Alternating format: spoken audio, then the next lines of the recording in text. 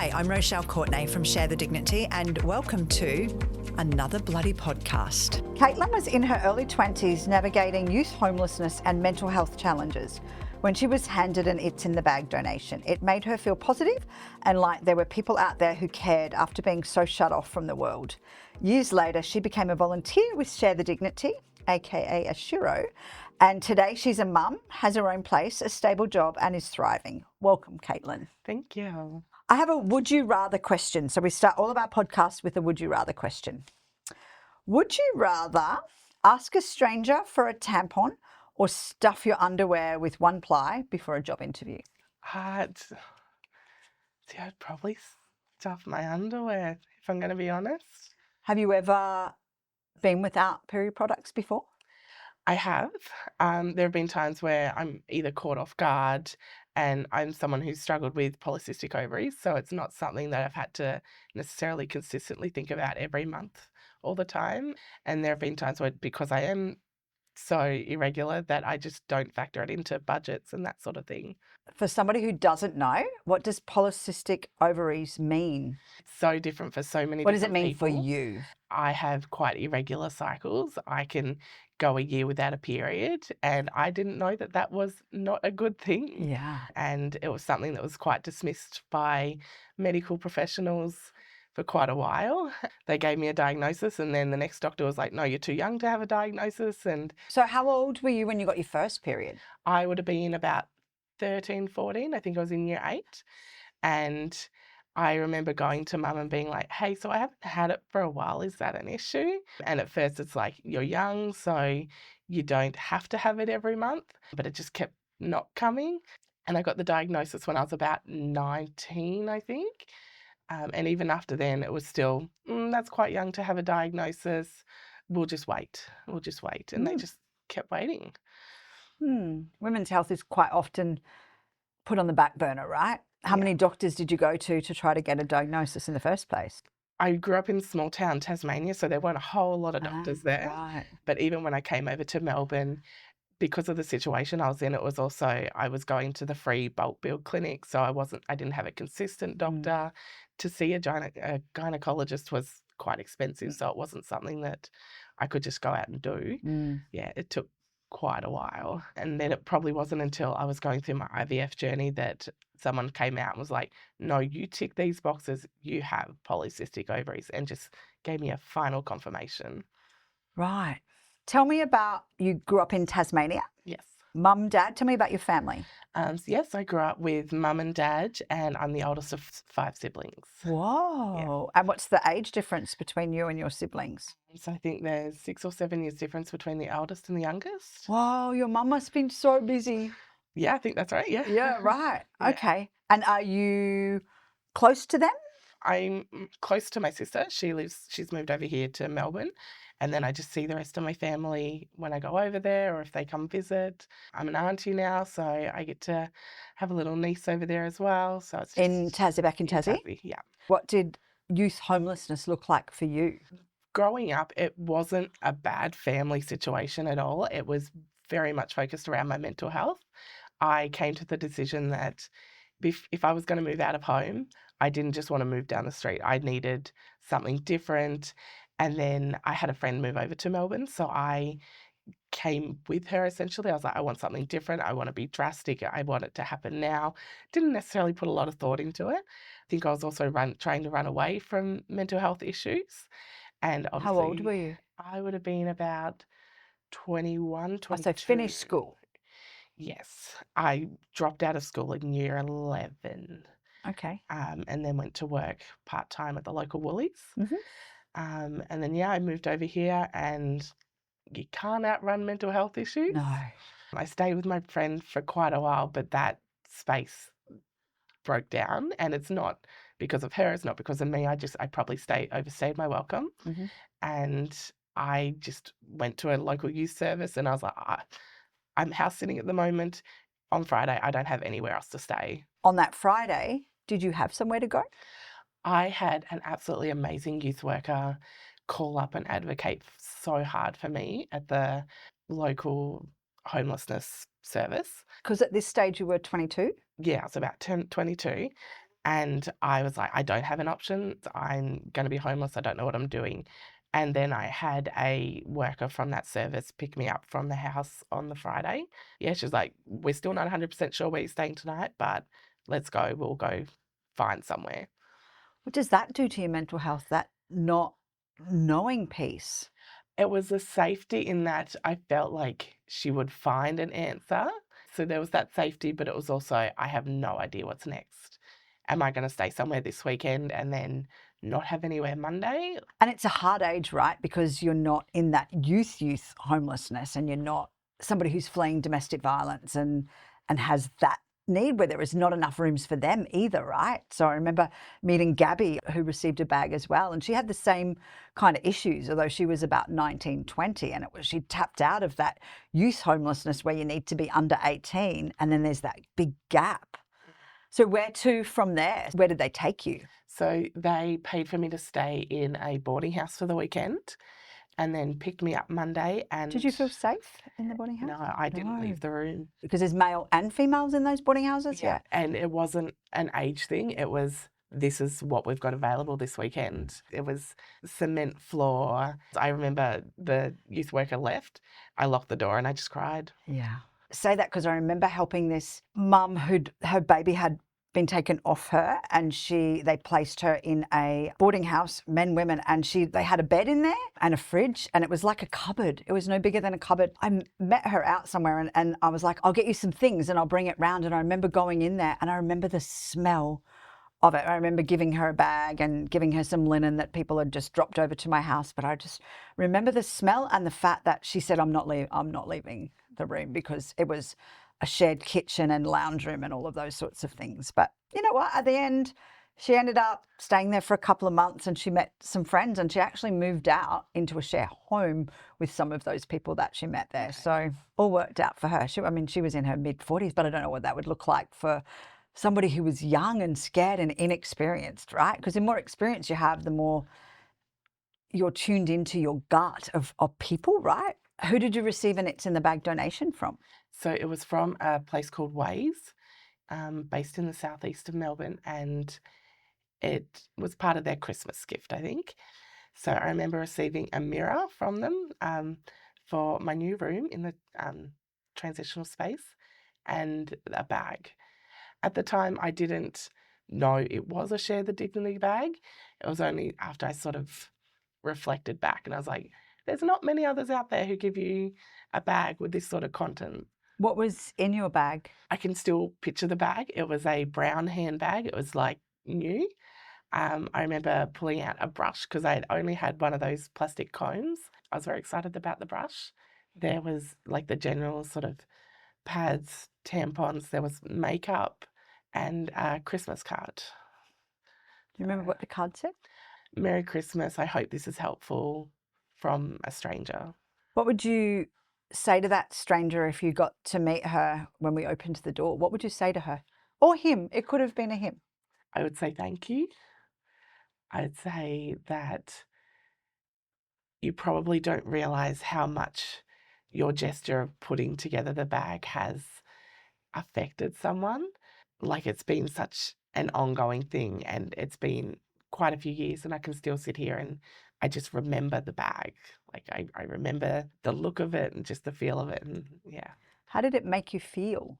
It's almost twofold. There's a sense of excitement in that it's something new, and it's then on the other hand, there's also that, oh, it should go to someone who's more worthy. So there's that sort of balance, but it's still like very appreciative. Yeah. When you left Tasmania, and you're one of 5, were you in contact with them very often? Did they know what you were going through? They didn't know. There's a lot that I still haven't told them, so they're probably finding out now. I found that I really just dissociated from it. It's, they're there, I'm here. We would still chat and talk, and I'd visit them, and They'd ask you how you were, and you'd say, I'm great, thank you, right? yeah, I'm great. I just moved into this place, and it's a pretty cool program. And Did you work when you were going through this? Were you working? I lost several jobs before moving and after moving, just because mentally I was not there. Yeah. One job, I was in a traineeship and it was all going well, but I went to them and told them I wasn't doing well mentally, and they really had a sort of buck it up attitude. And at that point in time, I couldn't do that, so I lost that job. I never got fired, I just disappeared because that's my MO. If everything's too hard, I dissociate. And that's the whole thing with Tasmania as well, my family. Like, Yeah. it's too hard to explain. I just won't. I just disappear. How did you break that pattern? I think going to school and actually finishing school was really beneficial for me, especially in the field that I'm in, as well as the support that I have from my partner, who I would have met just after moving into the transitional house. So how did you meet your partner? We both attended a queer youth group. A couple of months later, we were dating. Right. So that was 9 years ago now. Right. How did you move out of that transitional housing piece where you felt scared? So I was there for just over 2 years. I'd done at least 2 Christmases. Whoa. And I know I am so very lucky because I would have signed a 4-month lease, but I had a youth worker who was absolutely amazing. So even when I was living in the place, I was still struggling with my mental health. There was still a few ED visits, there was a psych ward stay, and she just kept coming back and she's like, okay, so what do we need? We need a referral to here. Let's connect you here. You're struggling with your budget. Let's work on this. Let's learn how to cook. I was very lucky to stay for as long as I did.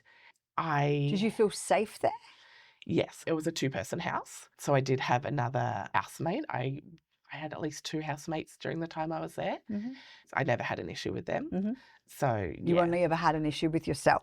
Yes. Yeah. And a couple of people in the neighbourhood, but that was beside the point. That was just me as a young person getting used to navigating my own space for the first time. From there, you have met your partner.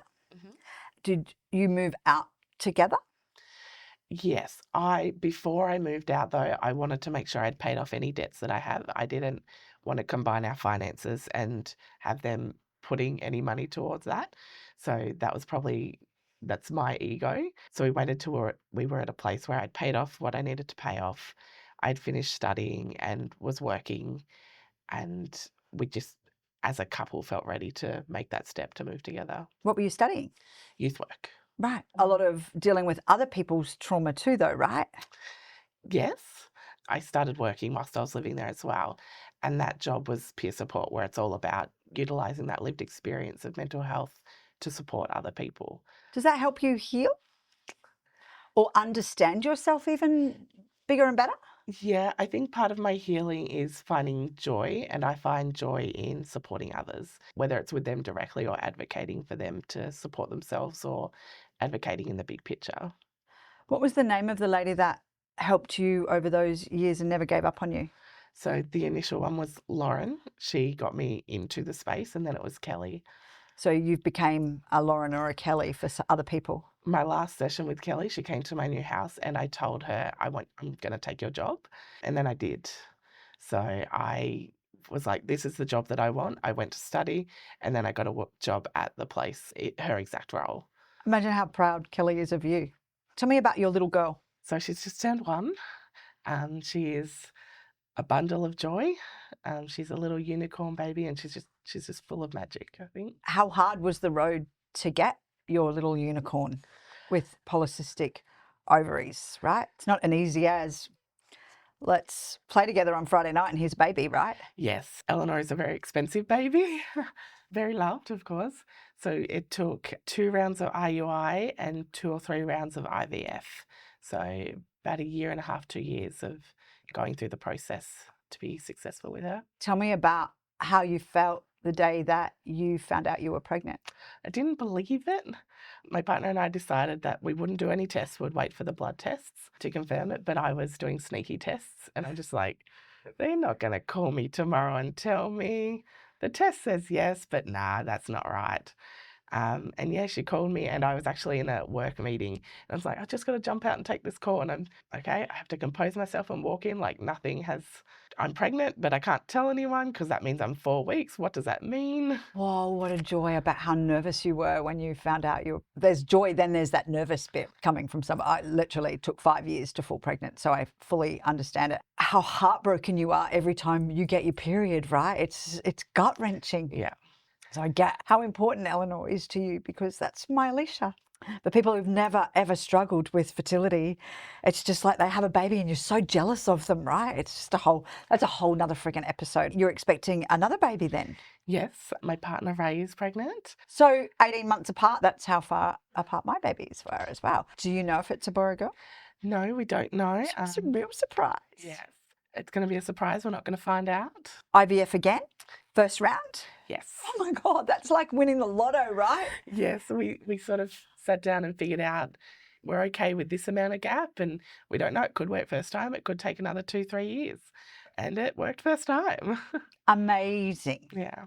So you having your first baby and Ray birthing the second baby, was that a conscious thing that you decided as a family?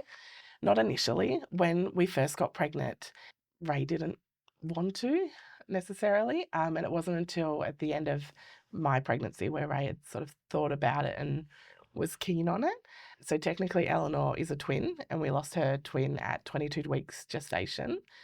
So we always seen our family as more than one baby. We knew we wanted more, and we got to the end and Ray's like, I'm actually really keen to give it a try. When you were pregnant and had twins, did you find out the gender of both of them? Accidentally. Identical girl twins. Yeah, Eleanor and Frankie. And so Frankie at 22 weeks, would you say? 22 weeks gestation. So did you then have to have a birth certificate and everything for Frankie? Yeah. So she was considered stillborn rather than miscarriage. And you carried her all the way? Yes. Oh, that must have been so hard. It's definitely difficult. Yeah. And because they were identical and shared the same placenta, there were so many potential issues that could have affected Eleanor.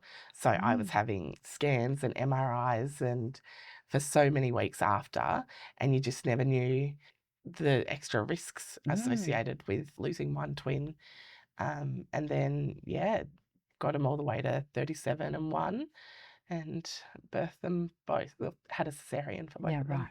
Did you just go to a normal scan one day and there was no heartbeat for one of the babies? Yeah. For Frankie? We had to have extra scans because it's twins, so it was considered high risk. Both of them had a heartbeat at 20 weeks and then only one at 22 weeks. Oh my God, that must have been gut-wrenching. Was Ray with you at that scan? No, Ray came to every single one except that one. And that just happened to be the one that they had to be called to come in. Wow, what a horrible call to get. And for you to be laying there knowing before Ray came in? Yeah. Oh, you poor bugger. They sort of scanned and then they were like, let's go get someone else to come in and have a check. And And you kind of know then, right? You're terrified. Yeah. I'm like, they're not going just because they like the angles. Yeah, right. Someone's coming to tell me something not great. Oh my God. And it's kind of like sad yet happy because you've got one, but you're sad because you've lost the other one, right? Yeah. I think it also goes back to that me dissociating sort of thing, that there's no issue, there is an issue, that sort of thing. Because I was so focused on Eleanor and the potential effects, it still affected me and I was still very sad for Frankie, but it was such a distraction making sure that Eleanor was okay. But even just the little things. So I lost them at 22 weeks and then it was about 24 weeks that I felt Eleanor kick for the first time. And I'm so excited, and then I'm sad because I don't get to feel Frankie kick. Yeah, right. And it's been a journey. Yeah. And so did you have to have a burial then for Frankie? You can. We had her cremated. Yeah. But yeah, she had a birth certificate, a death certificate. Yeah. Oh. Yeah. When did you become a volunteer, or AKA a shiro, for Share the Dignity? So it was probably about 2 years after I moved out of the transitional program. I had a very small apartment and I found out pretty quickly the space that is needed as a volunteer. So let me give you an idea of those for those listening at home. In March and August, we ask our volunteers to go in and pick up our period products from Woolworths or any of the collection points, count them, log them, and then drop them to the charities. Not a problem when it comes to being a volunteer.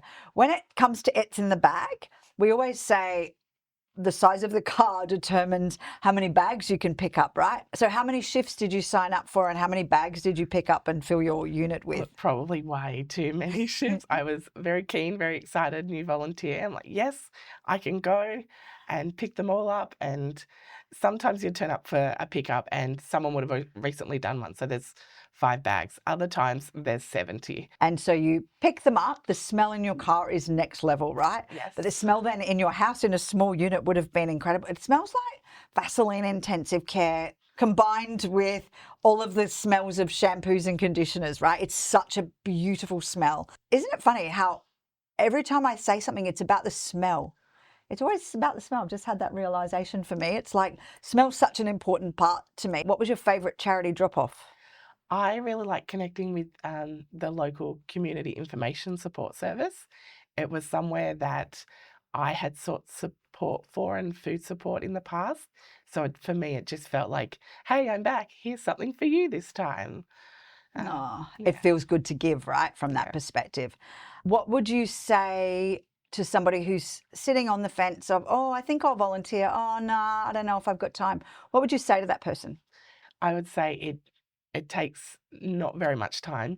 You don't have to put your hand up for absolutely everything. You're not guaranteed to have 700 bags in your house. Back then, when you would have had that many, it would have been because we allowed people to have as many shifts as they want. We actually restrict them to 5. We want to make sure that it's enough for people to be able to enjoy it, but not too much for it to be a hassle, right? Yeah.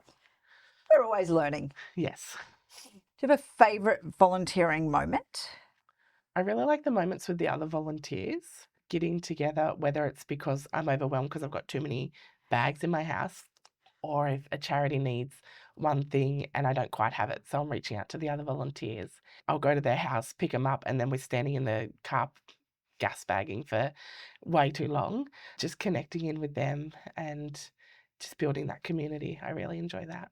I love that. One of the things that people say, what are you most proud of about Share the Dignity? And for me, it's the connections and the people that I've met that are other Shiros, right? I love that you have said that. Being in the world can be a lonely place sometimes, right? And you can never have connections with enough people in the world. And I think that's one of the other really beautiful parts about being a volunteer, right? And I look at some of our volunteers and they go to football games together. Some of them go on holidays together. They've made actual friendships as adults that are sometimes hard to have if you don't have kids at school and things like that as well. So I love that you've shared that. Why did you decide to become a volunteer for Share the Dignity? I decided to become a volunteer because it didn't seem very difficult. I was wanting to give back. And when I first properly heard about what Share the Dignity does, it's something that I felt like was missed in so many other charities or organisations. Like, of course, people need pads and tampons. You just had to pick things up and maybe you would sort things and that was it. I didn't have to give every weekend or anything like that. So there was a full circle moment where you've received a bag, right? And then you've become a volunteer. And now you're picking up the bags that other people potentially would have at one stage been giving to you. How did that make you feel? I really enjoy a full circle moment. I think it goes back to what I was saying before about not necessarily feeling worthy of receiving something. This is my way of being able to give back. I felt that appreciation in the moment. And now that I'm in the space where I can give something to someone else, I can only hope that they feel the magic or the joy from that. So it's just me trying to pass that on. Right. I love that. Again, it's a thing where we don't receive without thinking that we're fully worthy, right? So you've kind of used that to be able to go, well, you're also worthy as well, right? Yeah. Thank you for joining us on Another Bloody podcast. Thank you for volunteering. Thank you for being brave enough to share your story as well. I really appreciate you.